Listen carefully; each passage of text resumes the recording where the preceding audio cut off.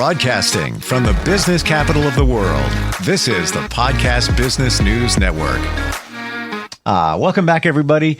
Want to jump back into a great book for children, and this is unlike any book you've ever seen because there's life lessons, there's lessons about animals, the environment, the ecology, and there's actually real pictures. Nothing wrong with illustrations, but real pictures.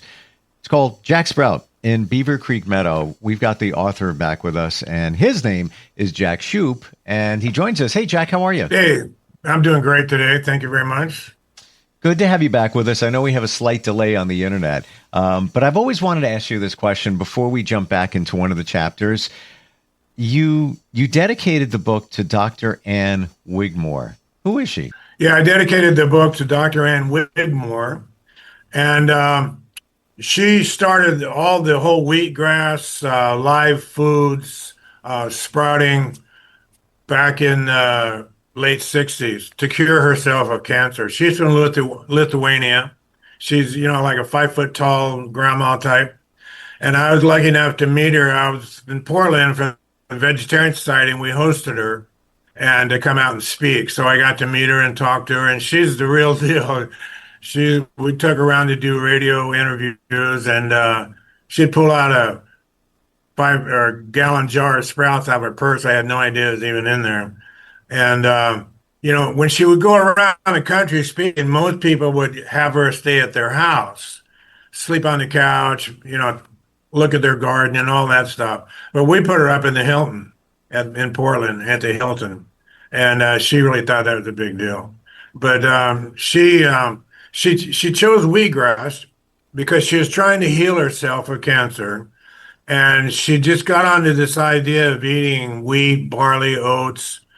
And she grew a bunch of it and put her cat into this room, and her cat chose the wheatgrass. So she focused on that. And that started the whole movement of live foods. And, people have been eating raw foods for a long time, but she kind of started as a health kick, the whole sprouting thing. So I dedicated it to her. Very nice. Where did you first meet her? This is probably 1977, right in there. Yeah. And then she had in Boston, she had the Hippocrates Health Institute in Boston on Exeter Street. And people would come there and learn to eat raw food diet with juicing, and a lot of juicing and no cooking, no cooked foods.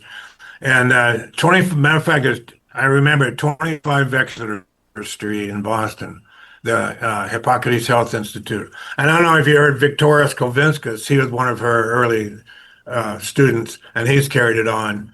He graduated at MIT, so he'd been pushing the health food, raw food for a long time. Wow, she sounds. And then she developed one in Puerto Rico, where unfortunately she died in a house fire. Sounds like she was ahead of her. She was a great. She was ahead of her time. Yeah, definitely, way ahead of her time.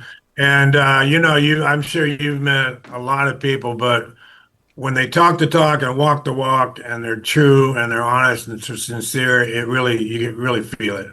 Wow. Well, thanks for sharing that. I always wondered. I've seen it in the beginning of the book, which is also dedicated to your family and your friends. And we're gonna dig back into the book today, up to chapter 9. And this is Jack Sprout visits Aunt Jerry and Uncle Dade. Who is Aunt Jerry and Uncle Dade? Well, those are real people. Aunt Jerry and Uncle Dale are real people. They were born in the 1890s in Iowa. My grandma's sister. And they never had any kids, and I never knew them until I moved to Oregon when they were in their 70s. And that's the first time I ever met them. But Uncle Dale did have honeybees colonies on the hillsides outside of Portland, and he would go, it's called OMSI, Oregon Museum of Science and Industry, and he would give classes on beekeeping there at the museum. So I kind of I was lucky. I wanted to put him in there, but luckily I could tie him in with this chapter. Why don't we be? It's one of those deals where they believed in you and all that kind of stuff. Well, let's dig in. So there's the real Uncle Dale and then. Okay, ready? Okay, so last chapter, chapter 8, we had a huge house raising party. So now I was in my farmhouse, and when Beaver Creek Meadow comes together to help a neighbor, things get done right and done fast. It was time for me to become the farmer they had always wished for me to be and start growing good tasting sprouts and vegetables. We got to stay healthy, and we have to stay healthy to do the work we need to keep our high mountain meadow home beautiful and growing. The first thing I did was tell Early Worm that it was time to come make some worm castings and fertilize my farmland. So while I went to, and so while Early was working fertilizing my soil, I went to see Barley and Iris Miller to get my seeds. Barley said, "Say, Jack, that was a great house raising party. Are you sleeping well in your new house?" "Just like a little sprout," I answered. "Everyone did a great job helping to build my farm. I'm really happy, but now it's time for me to get to work. I need to plant plenty of seeds. What do you have that's good and fresh?" "Well, everyone loves tomatoes, and Pierre Latrue loves broccoli. How about peas, cucumbers, peppers, green string beans, sweet onions, carrots, radishes, and watermelons? That should get you started. Oh, and you'll need to grow a huge patch of sunflowers for me." "Oh, no. Farmer Smith grows the best sunflowers. I should know. I grew up there. I could never grow a better crop of sunflowers than he does." "That's right," said Barley, "but he plants huge sunflowers with big gray striped seeds, the kind you eat. I need the small sunflower seeds with pure black shells, the kind you turn into oil." "Okay, I'll grow your sunflower oil seed. That's one crop I know I can grow. Now, how about seeds you grow in my greenhouse?" "Dr. Ann wants you to use these gray striped or black oil sunflower seeds to grow healthy, nutty tasting sunflower seeds." It's amazing that you mentioned Dr. Ann. Here she is. Wow. You're getting the hang of it. She says that you can also sprout these buckwheat, pea, quinoa, wheat, and barley seeds in your greenhouse. We all love to cook and make big, healthy salads. So here are some fresh herb seeds. There's sweet basil, oregano, parsley, cilantro, fennel, spearmint, peppermint, thyme, and lemongrass seeds. That should keep you busy for a while. Or do you want some more? More? Are you kidding? I just hope I can grow all this stuff. "We do too," said Barley. "Have you been to Aunt Jerry and Uncle Dale's farm yet? You won't be a successful farmer without their help." "No, not yet. What's so important about a honey farm anyway?" "At my house raising party, Uncle Dale must have told me 100 times that my farm wouldn't be any good without his farm." "You'd better go out. You better go find out," said Barley. I took my seeds home and put them in a cool, dry place so they'd stay fresh until it's time to plant. I had lunch and went to the trail in the East Woods where I'd first met the honeybee couple, Aunt Jerry and Uncle Dale. Their honey farm was just a short distance down the trail. I love walking through the woods. It seems like I meet someone or see something new every time. And this time was no different. As I was walking along watching birds flying around and squirrels jumping from tree to tree, I heard a humming sound. At first I thought it might be the special yellow canary honeybee. I love to hear her sing. The humming sound quickly turned into a loud buzzing. Around the next tree, I saw what was making all the noise. A large swarm of bees was racing up the trail. I quickly jumped off the path and hid in some bushes. Luckily, they flew right by me, not even noticing I was there. I waited there, nervous and shaking a little, until I'm sure they weren't coming back. I got back on the trail and hightailed it to the honey farm.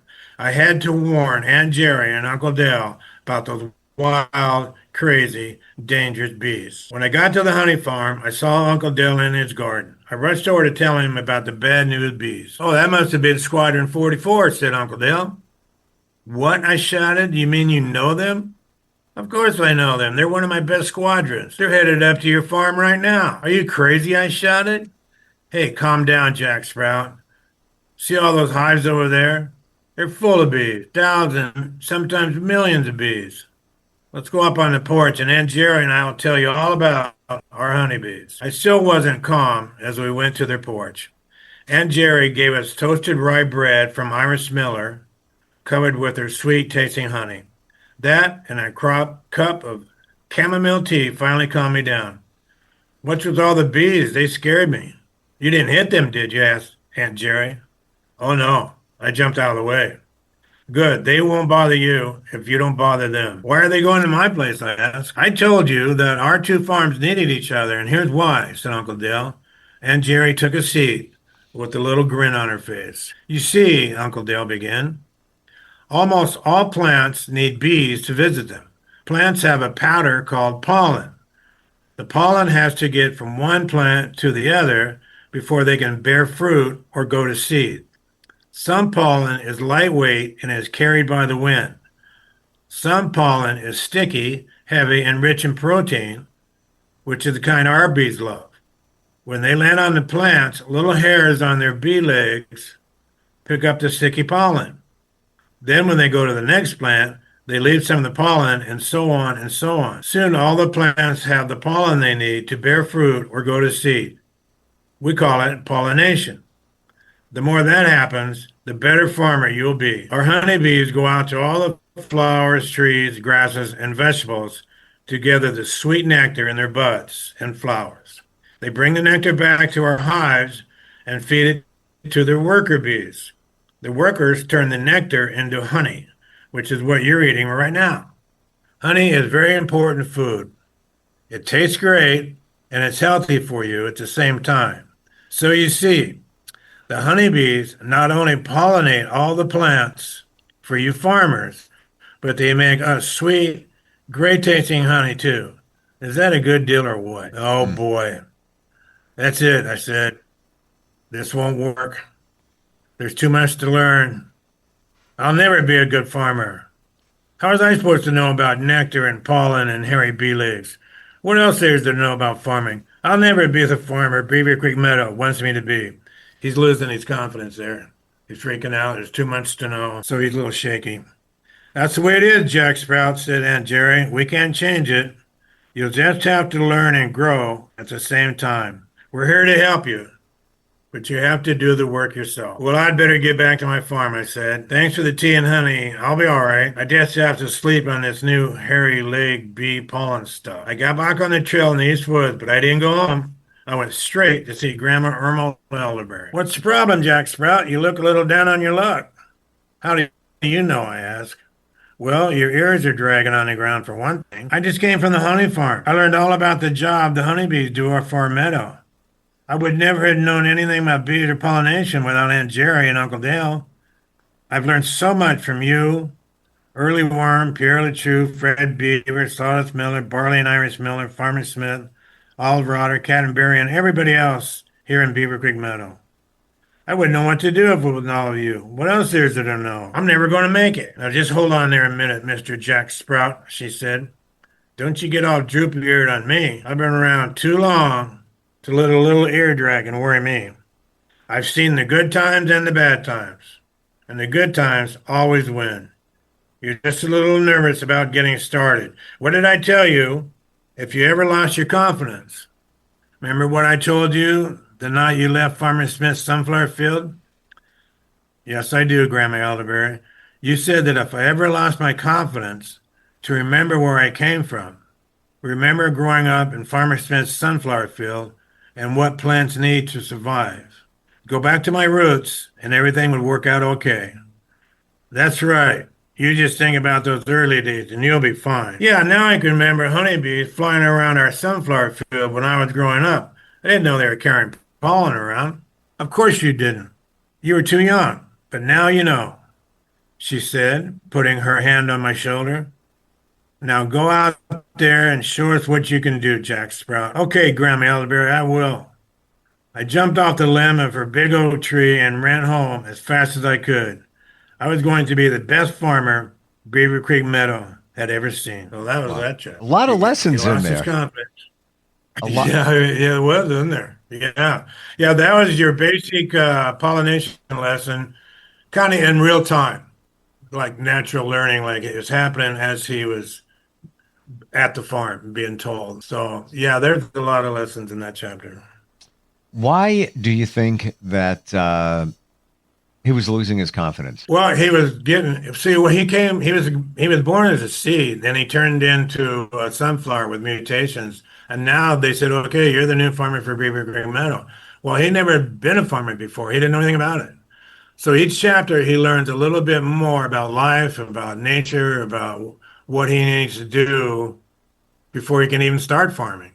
And it just got to the point where, pollination is kind of like it's not something you can put your hands on. You can't dig a shovel like in looking for worms. You can't cut a tree down. It's like this magic that happens between animals and plants.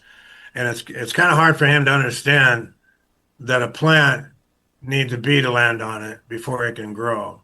So with that added to the fact that it's pretty complicated and he never even heard of it before, it was just and this is chapter 9, so he's been taught a lot, and it's just overwhelmed him, and he kind of lost it for a minute before he got to Grandma Elderberry's house.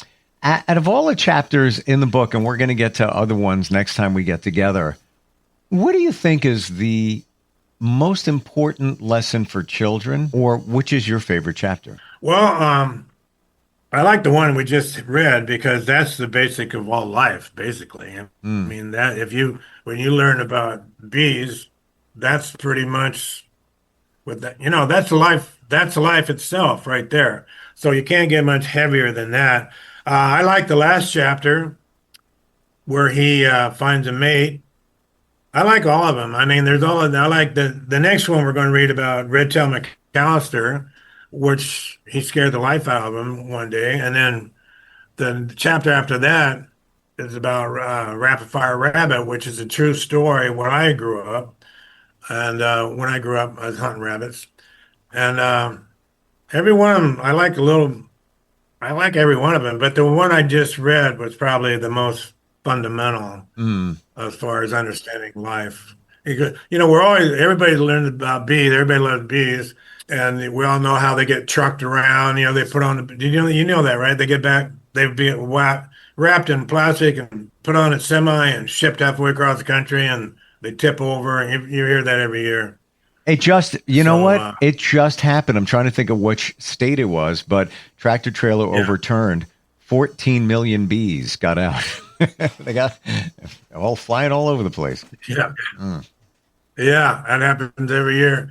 And then, bees don't really live that long. They don't live like for years. So the queens they're working like 24/7. So they're overworked. But yeah, I don't understand why, like the almond farmers, I don't want to get into that, but anyway, yeah, too bad the bees don't live closer to where they need to do their work. I don't know why they need to be shipped all over the place. So we're just about out of time. I know we have a little challenging internet connection today. Best way, if somebody wants to learn more about the book, even if they're interested in maybe licensing the characters or even Jack Sprout, what's the best way to find you, connect with you, Jack? Yeah, jack@jacksprout.com. That's my email. That's the best way. And you can buy my book on Amazon, and you can buy my book at jacksprout.com, but just email me. And, I'm going to Honolulu tomorrow, and I'll be over there about 6 weeks, and then we'll be doing it from there. But I'm partnering up with a company that has really close ties to the farmers market. They have a store that represents farmers markets products in their store. And I'm going to talk them into using Jack Sprout as the logo for their factory. They have a chip factory, cookie factory, and breadfruit chips and hummus factory, which people can come in and look at through the window. So they're interested in using Jack Sprout as they're putting their logo on Jack Sprout's overalls. So when you buy the doll, it has their name on it. Fantastic. And I'm pretty excited about that. Wow. Congratulations on that. Yeah. You got it going on. You got, promoting the book. Yeah, that's the direction I want to go. Yeah. That's the direction I want to go, because when people see Jack Sprout, they love him. He's a natural. He's a farmer. He's all for good. And if another company can tie themselves to that character, I think that would help them too. I totally agree. And it's all I'm pretty about excited about that. positivity, learning about our environment, appreciating it, because we only have one Earth and it's here. And also teaching kids. Appreciate it. Yeah. Check out the book if you want to learn more, jacksprout.com. Thanks for being with us today, Jack. Really appreciate it. Thank you, Steve. See you next time, huh? We'll be right back.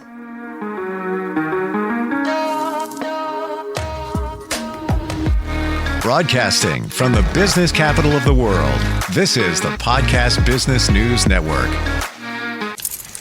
Let's go inside the mind of a 10-year-old. I should have worn those earrings today.